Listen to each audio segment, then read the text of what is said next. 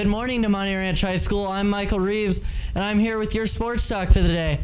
Now let's go to some great tennis action. Damonte Ranch Tennis has made it to the playoffs individuals, and they start this next week on Monday.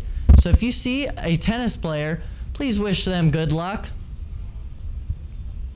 And come support your other Mustangs too. Fall sports are more than halfway through their seasons.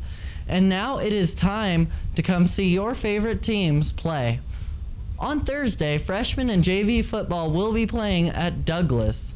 And the volleyball team is taking on their rivals, the Minogue Miners, Friday. There will be basketball and open gym from 2:45 to 4:30.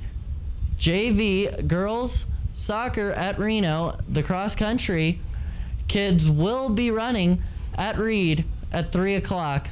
And the varsity football team is playing at Douglas at 7 o'clock on Friday. So make sure to go support your Mustangs. And that's your sports talk for the day, Damonte. I'm Michael Reeves. Now back to the studio.